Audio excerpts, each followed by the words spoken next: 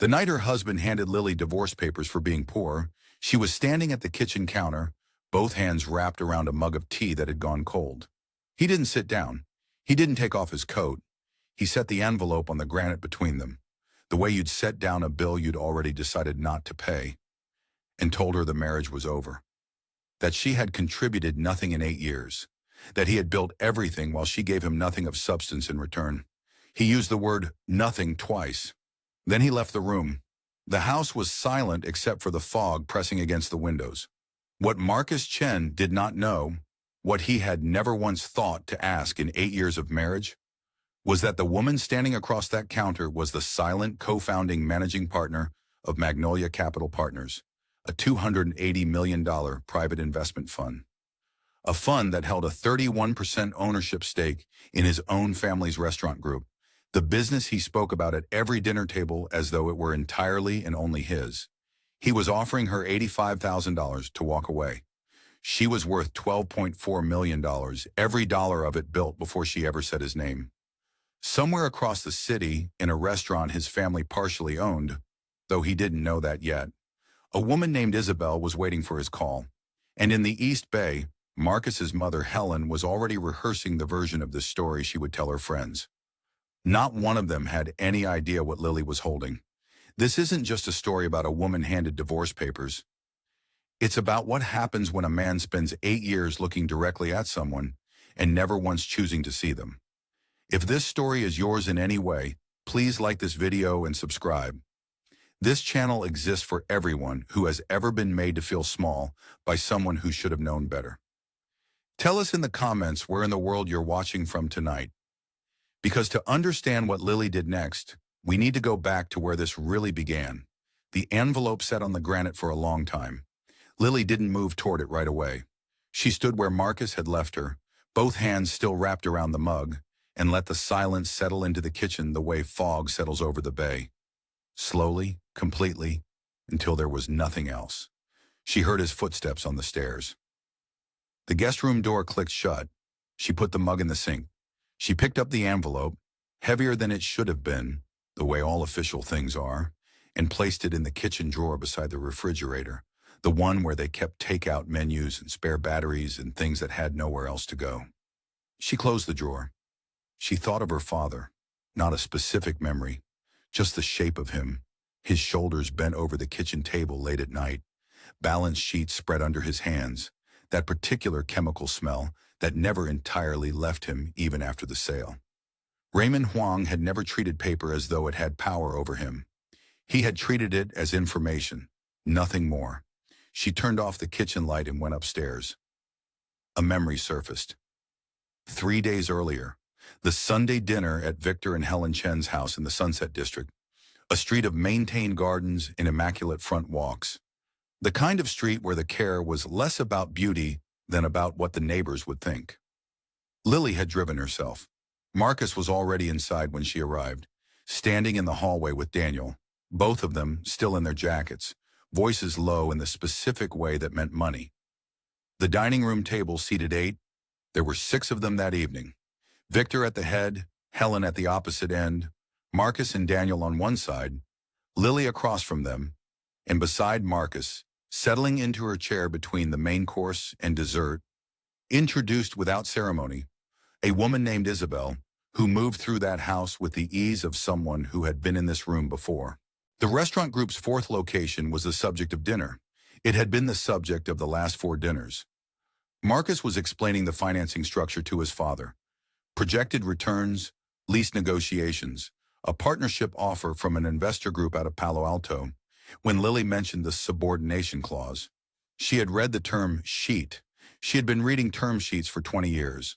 The clause would grant the Palo Alto group senior debt priority in any liquidation event, which was the kind of detail that sounded technical and distant until the day it wasn't. Marcus turned to his father. Lily doesn't really understand this kind of thing, he said in the patient tone of a man explaining traffic to a child. She's more of a homebody. He did not look at her when he said it. Daniel reached for the bread. Victor nodded slowly. The table moved on. While he dismissed her usefulness, she held documents giving her a 31% ownership stake in the very business he was describing. The irony was not small. It never had been. Helen set down her wine glass with a precise little click. She looked at Lily with the measured consideration of someone quietly reevaluating a purchase. Then she said, to no one in particular, that some families simply understood money differently, that it was a matter of upbringing, of what a person was raised to see. Marcus checked his phone twice before dessert. He did not say to whom he was responding. Lily cleared 2 plates from the table and washed them by hand at the kitchen sink. From the dining room came the sound of Isabel's voice. Easy, unhurried, the voice of someone who believed they occupied a room entirely and had never had reason to think otherwise. She drove home alone, both hands on the wheel. The radio stayed off. Her silence at that table had never been the silence of someone with nothing to say. But to understand why she had chosen it, year after year, dinner after dinner, and why she was about to choose something different, we need to go back much further than that Sunday. We need to go back to where Lily Huang first learned what silence was actually for. Raymond Huang arrived in the Bay Area in 1976, 19 years old and carrying a suitcase that contained everything he owned and nothing that would impress anyone. He found a room in a boarding house on Clement Street in San Francisco's Richmond district, got a job at a dry cleaning shop on Geary Boulevard, and spent the next 4 years learning every part of that business, from the steam presses to the ledger books. While the owner, a man named Mr. Chow, grew old enough to consider retirement, he did not announce what he was saving. He did not tell anyone when he made his first offer on that shop, a quiet purchase, handled through a downtown attorney, completed on a Tuesday without ceremony. He opened a second location in 1985, then a third. By 2001, Pacific State Cleaners had 14 locations across the Bay Area, employed 67 people, and generated $4.2 million in annual revenue. The business was written up once, briefly, in a San Jose trade publication. Raymond had not sought the coverage. He sent the journalist a polite note of thanks and filed the clipping in a drawer. He sold the chain in 2022 to a commercial services conglomerate for $11.8 million. He did not throw a party. He took Lily to dinner at the Vietnamese restaurant near their house that they had been going to since she was a child, and when she asked how he felt, he shrugged in the way she had learned to read as, "The feeling is too large to describe accurately, so I won't try." He died 8 months later. Pancreatic cancer, fast and quiet, like everything else about him. Lily had been 22 the last time he said it plainly, standing in the doorway of her childhood bedroom, watching her fold clothes into a suitcase considerably newer than the one he had arrived with. "Let the work be the proof, Lily," he said. "Your name on a door means nothing next to your name on the outcome." She had written it on a notepad, not for inspiration, because it was practical. It explained exactly how he had built everything, and she intended to use it. At Stanford's Graduate School of Business, she met Grace Wu in a corporate finance seminar during the first week of term. Grace was 3 years older, relentlessly precise, and had the particular quality of listening to a conversation all the way to its end before speaking, which was rarer than it should have been. They argued about valuation methodology, then got coffee. By the second year, they had drafted a fund structure on a library whiteboard on a Thursday afternoon in November, working from first principles without anyone asking them to. Magnolia Capital Partners was incorporated in 2013. Lily held her 38% equity stake through a holding vehicle that Grace established, HHL Investment Trust, registered in Delaware, that kept Lily's name entirely off the fund's public filings. Grace had recommended the arrangement for investor relations purposes. Raymond, when Lily explained it over the phone, said only, "sensible." When Marcus entered Lily's life 2 years later, the fund had $40 million under management and was growing steadily. She did not explain this to him, not because she was hiding it, because it had not yet occurred to her that love required disclosure as proof of itself. When Raymond, 2 months before the wedding, insisted on executing the gift deed for the Noe Valley house in Lily's name alone. Lily Huang, an unmarried woman, the document read. She had not argued. Grace drafted it in an afternoon. It was notarized on a Thursday in April. The wedding was in June. In those first years, Marcus had been someone worth loving clearly. He had asked about her work with genuine curiosity, leaning forward at the dinner table when she talked through a deal structure, occasionally following up with questions that surprised her with their sharpness. He had told his college friends that his wife was brilliant in a tone that suggested he meant it and had not yet learned to feel threatened by it. He was warm with his hands, present in small domestic ways, and there was a version of him in that apartment on 24th Street, coffee cups on the windowsill, newspapers across the floor on Sunday mornings, that Lily would spend several years trying to find again before she finally accepted it was gone. Then something shifted. It was gradual, it always is. The restaurant group's third location opened in 2019, and the pressure that came with it changed the atmosphere around Marcus the way a weather system changes without announcing itself. He became someone who measured rooms.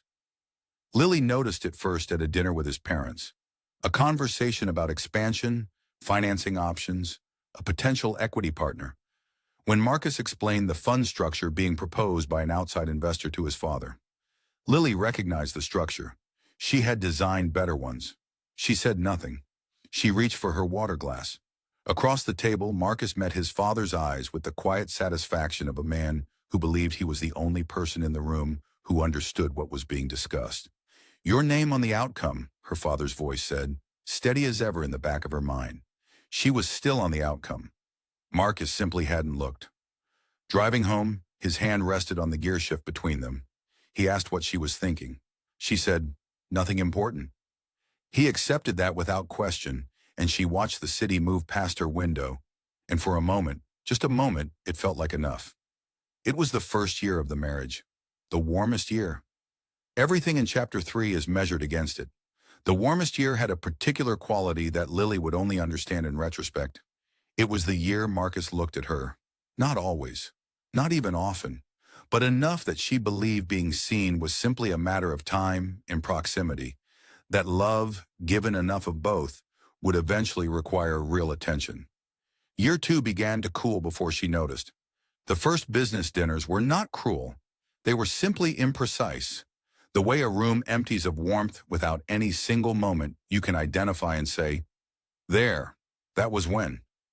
Marcus began bringing her to client evenings at places like Catonia and the private room at Foreign Cinema, and she would sit to his left while the conversation moved around her the way water moves around a stone.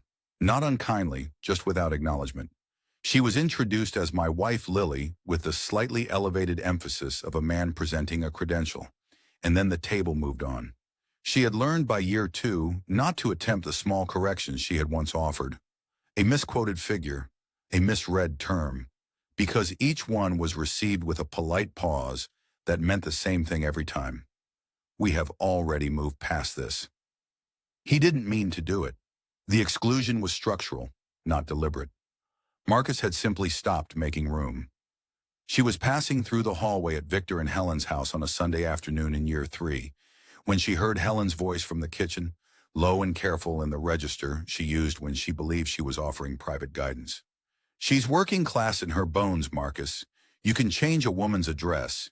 You can't change what she was raised to see." A silence. Marcus said something low she couldn't fully catch. Then Helen, "I'm only telling you what I notice. It's my job to notice." Lily stood in the hallway. Then she walked back to the dining room, took her seat, and asked Victor to pass the salt. She told herself Helen was having a difficult season. She told herself it was an isolated observation, the kind every mother maid and every daughter-in-law absorbed and forgot. She told herself several generous things in succession, and the telling itself was its own kind of slow erosion. After that, Helen began calling Marcus every Sunday evening. Lily would hear his voice through the study door, lowered in the particular register he reserved for conversations she was not part of. She did not ask what they discussed.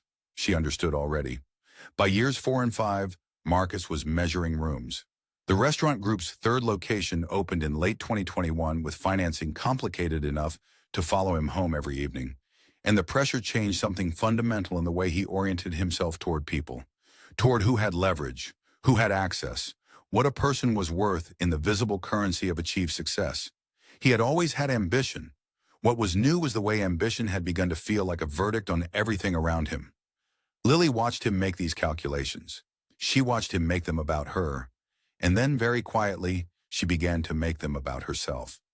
She did not stop believing in her own work. She continued to manage Magnolia Capital with full precision, read every document, attended every meeting. That part never changed. What changed was smaller and harder to name.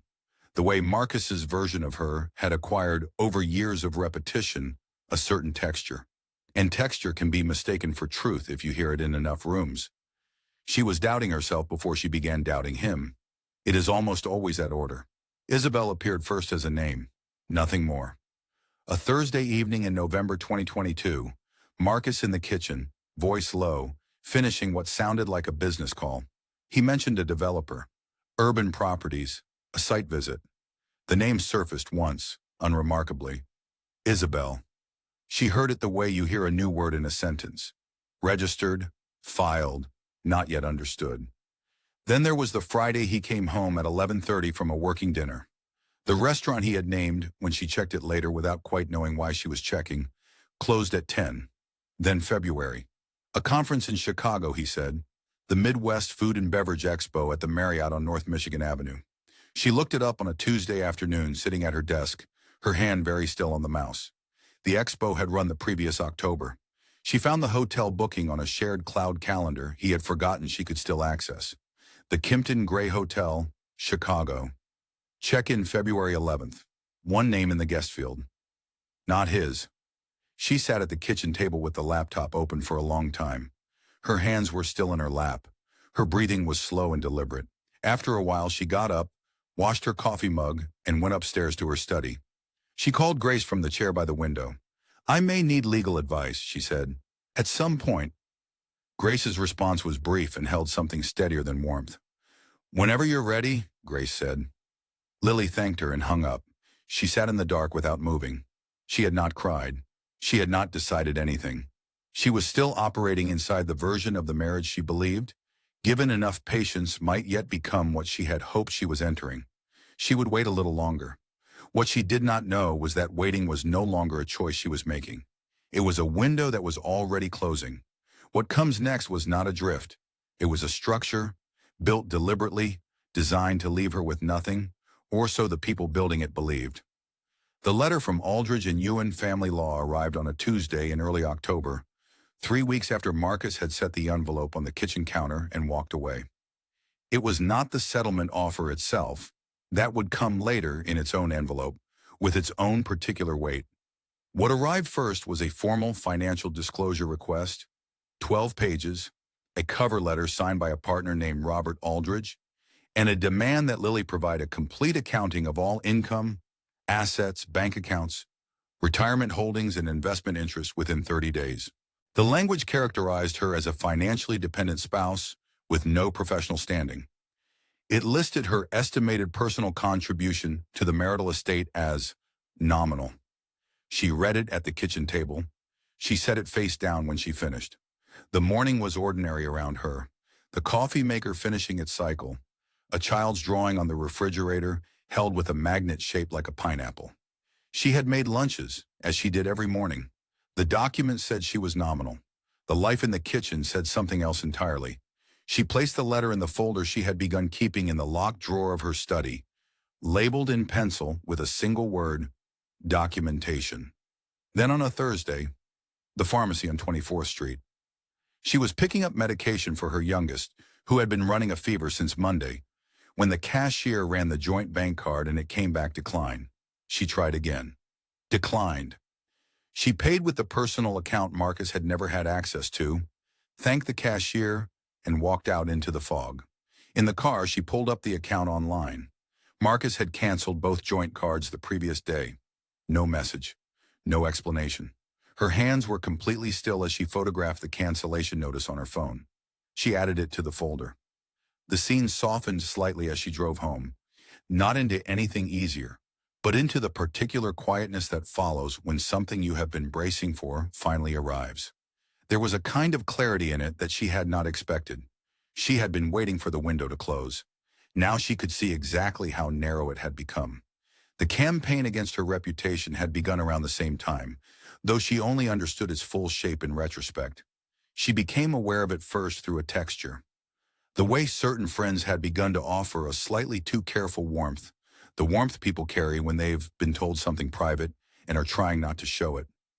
Helen had been making calls. She had been telling mutual friends and acquaintances, in the measured register of someone performing a reluctant duty, that Lily had been struggling emotionally, that the marriage had been difficult for some time, that the separation was ultimately necessary for everyone's stability. She said these things without raising her voice. She framed each one as concern. While she was saying them, the fund Lily co-managed had that same week closed a $47 million secondary position in a Bay Area infrastructure development. On every document related to that transaction, Lily was not Lily Chen. She was Lily Huang, managing partner. Robert Aldridge was cataloging one identity. The other was entirely beyond his reach. He didn't know that. None of them did. Then there was the calendar. She found it by routine, opening the shared family calendar to check a dentist appointment for her son. And there it was, no longer tucked inside vague business entries. Isabel Navarro, 7 p.m. Morrow Restaurant, Mission District. The following week, Isabel, her office, 3:30 p.m. The week after, Healdsburg, weekend. He had stopped concealing it. She did not know if he had forgotten she could see the calendar, or whether concealment had simply ceased to feel necessary. She put the phone down. Then she picked it up and photographed the screen. That evening she called Grace. This was not the February call. The held open door, the soft contingency. This was a full accounting. She sat at her desk with the folder open and went through it from the beginning. The disclosure request and its characterization of her as domestic only, the canceled cards, the instability narrative Helen was distributing through their social circle, the calendar entries, and arrived that same morning in its own cream envelope with the Aldridge and Ewan return address, the formal settlement letter. Inside, $85,000 offered as her full and final share of the marital estate, along with a separate claim arguing that the Noe Valley house had become a marital asset through 8 years of shared occupancy and Marcus's financial contributions to its upkeep. Her father's house, her father's name on the deed. Grace listened without interrupting. "Document everything," she said when Lily finished. "Every piece of paper they send goes to me the same day you receive it." "I know," Lily said. "Don't contact their attorney. Don't respond to the disclosure request yet." A brief pause. "Professional sufficient. I'll begin preparing on my end this week." The call lasted 11 minutes. When it ended, Lily pulled the settlement letter from the folder and read it once more. $85,000, one page, blue ink. She placed it on the desk beside Raymond's photograph, the one from his 65th birthday, the year he shrugged at a feeling too large to name. The number was, to be precise, 0.68% of what she actually held. She didn't need to calculate it. She already knew. She picked up her phone. She photographed the settlement letter. She sent it to Grace. She put the folder in the locked drawer, turned off the desk lamp, and went to bed. The documentation was complete. What remained was the last public performance, the assembled table, all of them together, every cruelty rendered visible in a single evening. That was next. She had spent the morning at the cemetery. Raymond Huang's plot was in Colma, 12 miles south, a simple headstone bearing his name and dates, and below them, in Chinese characters, the word for diligence. She had brought white chrysanthemums because those were what he had always chosen for his own mother's grave. She had stood in the November wind for a long time, said the things you say when the person you most need to consult is no longer available to answer, and then driven home and changed her coat and driven to the Sunset District for the dinner she had not found a way to decline. 2 years, the cemetery in the morning, the pretending in the evening. The grief had been with her all day, not sharp after 2 years, but constant, the way a bruise becomes something you stop noticing until something presses it. She was still carrying it when she walked through the door of Victor and Helen's house, her full hips in a dark navy dress, her arms covered, her face composed. She had learned long ago to arrive already assembled. Isabel was already seated. Marcus introduced her at the door, with the unhurried ease of a social formality that had already been decided. "You know Isabel," directed at his parents, as though familiarity had long been established, and this evening was simply its continuation. Isabel rose slightly from her chair with the controlled ease of someone who has never entered a room without knowing how she intended to leave it, then settled back beside Marcus and reached for her water glass. The table arranged itself around this fact without comment. Lily took her usual seat at the far end. The chair beside her held no one's coat and no one's bag. The restaurant group's fourth location occupied the conversation, as it had for months. The site in Hayes Valley, a corner property on Fell Street, 1,800 square feet, a lease negotiation in progress with a landlord named Thomas Brent, was the current subject. Marcus was explaining a tiered escalation offer to his father. Lily knew Brent's portfolio. Magnolia Capital had evaluated a building on the same block 18 months ago, passed on it, documented exactly why. She mentioned this. She offered it as a question, because questions were received better than corrections at this table. Marcus continued talking to Victor. The mention vanished the way a sound vanishes in a room full of other sounds. Without landing, without trace. The second dismissal came when Lily raised the subordination risk in outside partnership structures. She had managed this scenario twice in the fund's portfolio. She began to explain the mechanism. Daniel reached for the bread. Marcus said to his father, "We're planning to carry the investment ourselves for year one. Cleaner risk profile." Victor nodded. The table moved on. Lily set her fork down on the edge of her plate. A third moment came over dessert when Victor turned to Lily and asked, with what appeared to be genuine curiosity, whether she had thoughts on Hayes Valley foot traffic. She opened her mouth to answer. Marcus said, "She doesn't spend much time over there, Dad." He was not being unkind. He simply believed it. While they debated the finances of a restaurant group she held a 31% equity stake in, she said nothing. The documents that would determine who walked away with what were in Grace's possession at 50 Fremont Street. Nobody at this table had read them. Nobody had thought to look. Helen turned to Isabel with the slight forward lean she used when offering something useful. "Lily's family has a different relationship to money," she said pleasantly. "Working class in their bones. You simply can't expect someone to see what they weren't raised to see. There's no judgment in it." Isabel received this with a brief symmetrical smile. Victor looked at his plate. Daniel looked at Victor. Lily kept her eyes on the yellow roses in the center of the table. Helen's cut glass vase. The flowers she had always found beautiful. Her hands were in her lap. Her father had been dead for 2 years today, and the woman at the head of the table was explaining his daughter's limitations to a stranger in a room that Lily had kept silent about for reasons his daughter understood exactly. She kept her face even. She kept her hands still. She carried the grief and the irony together because there was no other way to carry either.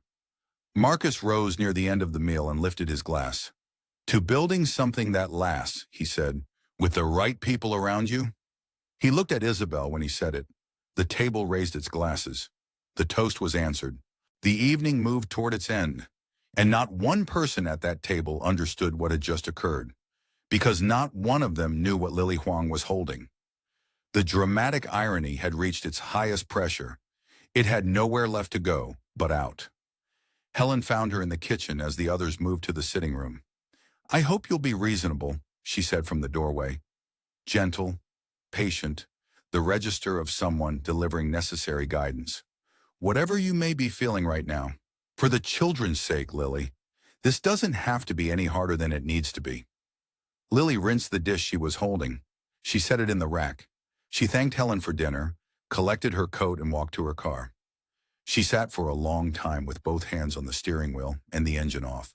The porch light fell in a narrow stripe across the windshield. From inside came the muffled sounds of the family settling into an evening that no longer included her. She had been standing outside that room for 8 years without fully understanding it. Now she did. She started the car. She drove home. There was one box of her father's belongings on the shelf in her study, unopened for 2 years, and tonight she was going to open it. The house was quiet when she got home. The children were already asleep. Her neighbor Sandra Lim had stayed with them through the evening and was gone now. The kitchen tidied, a note on the counter. Lily stood in the hallway for a moment, with her coat still on, letting the stillness settle around her. Then she hung up the coat, went upstairs, and turned on the desk lamp in her study. The box was on the third shelf from the bottom, exactly where she had placed it 14 months after Raymond died. When she had finally unpacked everything else, and then looked at this last box and decided, without examining the decision too closely, that she was not ready. She had walked past it hundreds of times since. It had become part of the room, familiar as the desk and the chair and Raymond's photograph on the bookshelf, the one from his 65th birthday where he was squinting slightly into the afternoon sun. She lifted the box onto the desk and sat down. The contents were modest in the way that the contents of a careful man's life always are. His reading glasses in their hard case, the small leather ledger he had used to track Pacific State Cleaner's daily figures, long before he switched to accounting software. She ran her thumb along its spine, a photograph she had not seen before. Her parents young, her mother laughing at something off frame, her father caught mid-turn and looking at her mother with the expression he reserved exclusively for her. His Seiko watch, worn for 30 years until the day he went into the hospital and didn't come back out wearing it. And at the bottom of the box, tucked inside a manila folder labeled estate, alongside a folded copy of his will, a sealed envelope in his handwriting. Her breath caught, then steadied. She opened it. Inside was a single index card. She recognized the handwriting immediately. The particular careful slant of Raymond Huang's letters. Unhurried, each word given exactly the space it required. He had written one sentence. Let the work be the proof. She sat with it in the lamp's quiet circle of light for a long time. She had heard this her whole life, had written it down at 22, had carried it into every professional decision she had ever made, had understood it, she thought, completely. But sitting in the study at 11:15 at night, still wearing the dress she had put on for the cemetery that morning, Lily understood it differently. Her silence had not been strategy. It had not been weakness. It had not been the failure of nerve that Helen would have named if asked, or the passivity Marcus had mistaken it for. She had been quiet because her father had raised her to understand that proof does not announce itself. It accumulates. It sits in documents and outcomes in the slow weight of decades, and when it finally surfaces, it does not need to argue for itself. She had been living this. She had been living it the entire time. The work had been proof. It had always been proof. She had simply been waiting, not for Marcus to see her, not for Helen's assessment to soften, not for any external permission at all, but for the moment when the work was ready to speak. The moment was now. Something shifted in her. Not loudly but completely, the way a long-held tension releases when a decision is finally made. She thought through each thing in sequence, the way her father had reviewed difficult accounts, plainly, without drama, asking only what each one required. The Sunday table, dismissed while her equity stake gave her a legal claim on the business they were discussing. The settlement letter, $85,000 offered to a woman holding $12.4 million in legally protected assets. The canceled bank cards, access removed from a joint account, while the fund generated millions in annual management fees. The gift deed claim, Robert Aldridge reaching for her father's house. The property Raymond had specifically titled to Lily Huang so that no one could ever do precisely this. Helen's voice in the kitchen, gentle as a hand on a wound. Be reasonable for the children's sake. She looked at each one. She saw what each one required. She put the index card on the desk. She went to the kitchen and drank a glass of water. She set her alarm for 6:30 and went to bed. At 7 the next morning, she called Grace. The call lasted 2 minutes and 40 seconds. Lily communicated 2 decisions. She was ready to proceed with the quarterly stakeholder meeting, and she wanted Grace to file a full legal counter-response to Aldridge and Ewan that week. Complete asset disclosure, the gift deed documentation, everything. Grace listened without interrupting. When Lily finished, Grace said, I'll begin today. Nothing more was necessary. The narrator notes the change that takes place in the hours following that call because it is worth naming clearly. From this point forward, Lily Chen does not spend further time absorbing what has been done to her. She is not enduring. She is not waiting for the balance to shift. The vocabulary of patience, of quiet suffering, of a woman holding herself together, these no longer apply. The word from this morning forward is certain. She set the index card on the desk beside Raymond's photograph, where she could see it from her chair.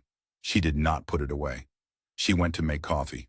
3 weeks after Lily set the index card on her desk, the quarterly stakeholder meeting for Magnolia Capital Partners was scheduled for a Tuesday morning in November at 9 o'clock on the 22nd floor of 101st Street in San Francisco's financial district.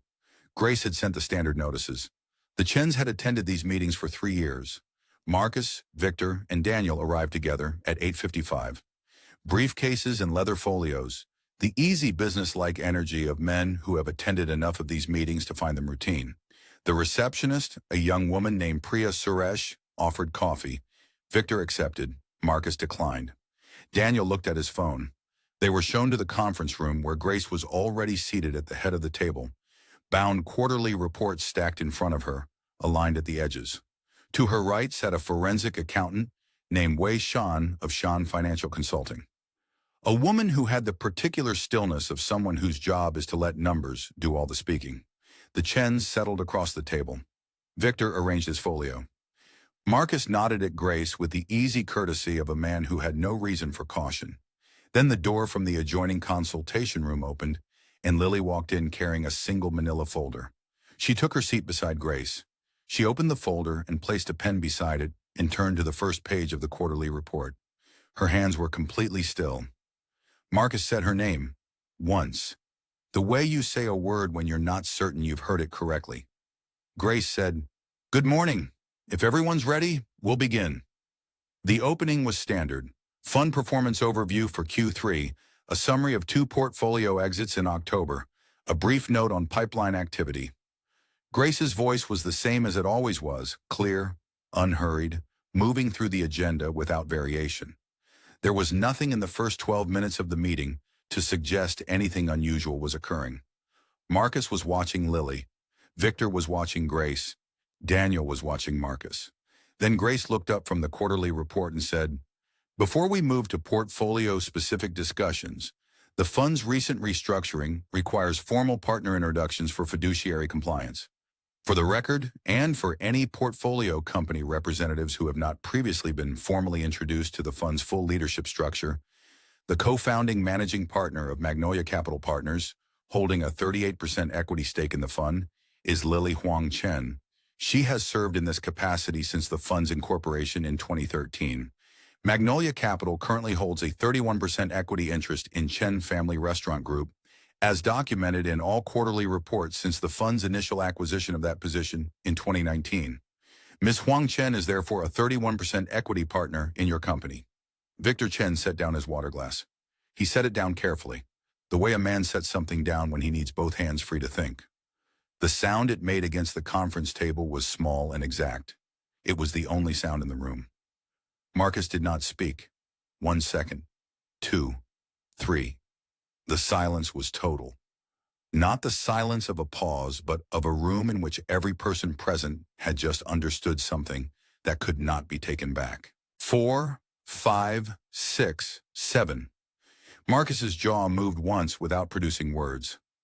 8. Victor looked at the table. 9. Daniel looked at Victor. 10. Something passed across Marcus's face. Not anger yet, but the specific, dawning horror of a man replaying 8 years of conversations in the space of 3 seconds. 11. Then Marcus said, "I don't," and stopped. Grace opened her folder. "For the record, I'll note the following items relevant to the current divorce proceedings." She placed the first document on the table, aligned at the edge, and her voice did not change in register or pace. Pre-marital asset disclosure for Lily Huang Chen.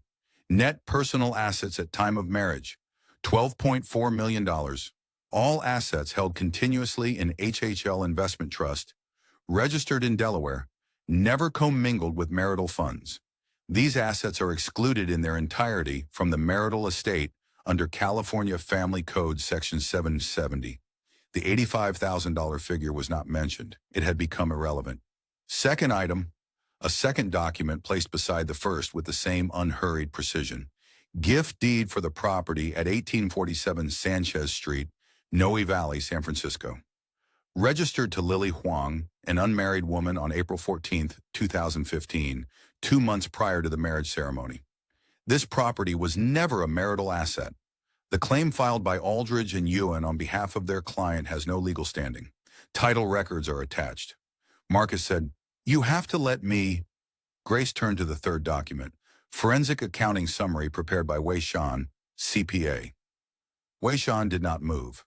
During 7 of the 8 years of the Chen marriage, household operating costs including mortgage, utilities, childcare, and discretionary expenses were funded in the majority by distributions from HHL Investment Trust.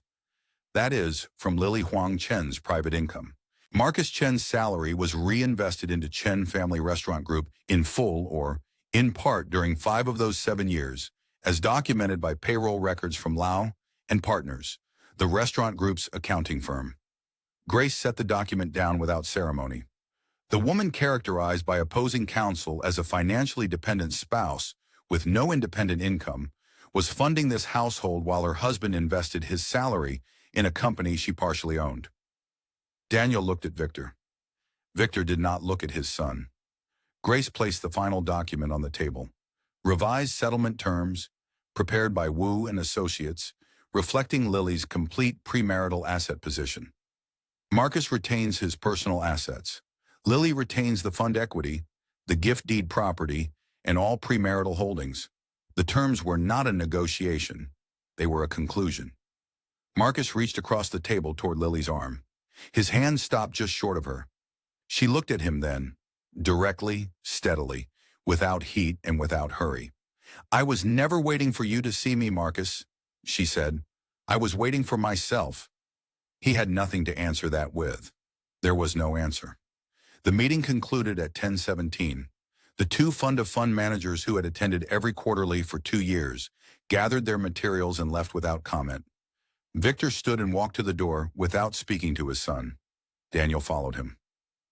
That evening, Marcus called Isabel. He explained in the careful diminished register of a man reporting a disaster he had not finished processing that circumstances had changed significantly, that the financial landscape was different from what he had represented. Isabel read his message twice. She typed a brief reply and set down her phone and went back to her evening. He did not hear from her again. Lily walked out of 101st Street at 10:23 into the fog that had come in low off the bay, thick and private, blurring the edges of the buildings along Howard Street. She put her hand in her coat pocket. The index card was there, small, certain, her father's handwriting pressing against her fingers. She stood on the sidewalk for a moment. The city moved around her, entirely indifferent to what had occurred 22 floors above. Then she walked to her car. The children would be home from school at 3:15. She had not forgotten. The weeks that followed were quieter than she expected. Not peaceful, not at first. There was paperwork and logistics, a custody schedule to finalize, a lease to transfer, 100 small administrative facts of a life separating into its component parts. But the particular noise that had occupied 8 years of her life, the noise of being measured and found insufficient, of sitting at tables where she was simultaneously present and invisible, that noise was simply gone. The restaurant group moved forward without Marcus in the room. It was not a dramatic removal. Victor and Daniel held no meeting. Marcus simply found, in the weeks after the quarterly, that conversations happened before he arrived and after he left, that his suggestions were received and not implemented, that the authority he had built from being the loudest voice in any room no longer functioned as it had. Victor signed a vendor agreement without consulting him. Daniel took a partnership call without routing it through him. By the end of November, Marcus Chen was a minority partner in a family business that had learned to operate around his absence. He had not lost his position. He had simply become irrelevant to it. Isabel was not there. There was nothing more to say about it than that. She had sent her message. She did not follow it with another. The space where she had been closed over, the way water closes over a stone, leaving no mark. Helen called twice, Tuesday then Thursday. Both times Lily watched her name on the screen and set the phone down until it stopped. Helen did not call a third time. Robert Aldridge's firm sent a revised proposal to Grace on a Monday morning. Grace responded in writing on behalf of her client, Lily Huang, not Lily Chen. Lily Huang. The negotiation concluded in 6 days. The settlement was executed on the terms Grace had prepared. On a Saturday in early December, Marcus appeared at the Noe Valley house and stood on the porch for several minutes. Lily was not there. She had taken the children to her Aunt Ellen Fong's house in the Richmond district, where Ellen had made her late brother's soup, and the children had eaten 2 bowls each and fallen asleep on the living room floor. Grace received a voicemail from Marcus that afternoon and replied by email directing all future contact through legal counsel. The plea arrived through Peter Chow, a mutual friend from graduate school, who called on a Wednesday evening with the careful voice of a man delivering a message he had not fully agreed to carry. He said Marcus wanted to speak with her, that he understood now, that he wanted her to know. Lily listened without interrupting. Then she said, "I wish him well. Please tell him to contact Grace." She thanked Peter and went to finish the children's dinner. The new Magnolia Capital offices occupied the 18th floor of a building on Montgomery Street. A corner suite, bay views, morning light from 2 directions. It was a building the fund had helped finance through a commercial real estate consortium 2 years earlier. Lily's name was on the outcome. She had moved in on a Thursday. She had not made an announcement. The custody arrangement had settled exactly as Grace had proposed. Primary residence with Lily, the schedule built around school and activities, generous visitation, no court appearances required. Her son had asked once whether everything was going to be all right. She had looked at him directly and said yes. She had meant it without qualification. On the morning the last document was signed, she sat at her desk and looked at the index card taped to the upper right corner of her monitor. Raymond's handwriting, the careful slant of his letters, each word given exactly the space it required. She had been living this. She understood that now. Not as strategy, and not as patience, and not as concealment. She had simply been doing the work, the way he had always done the work, letting it accumulate in the quiet until the moment it was asked to speak for itself. The work had been proof. The work had always been proof. She had simply needed to stop waiting for someone else to read it. This is a story about wealth only in the way that the ocean is a story about water. What happened here, what really happened here, is that a man looked at a woman for 8 years, decided in advance what she contained, and never revised that decision. He paid the full cost of that choice. He did not lose Lily because she was powerful. He lost her because he never looked.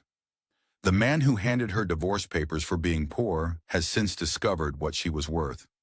Not in dollars. In the distance between what he assumed and what was real. That distance was not small, it was everything. If this story stayed with you, if you know this feeling from the inside, leave a comment and tell us which moment you couldn't let go. And wherever in the world you're listening from tonight, thank you for being here. This is a channel for everyone who has ever been made to feel like a footnote in a story they were actually writing. Lily stood at the window that morning and watched the fog come in over the bay. The light moved across the water the way it always did at this hour. Low, unhurried, certain of itself. Behind her on the monitor, the index card, Raymond's handwriting, the work, the proof. The children would be home at 3:15.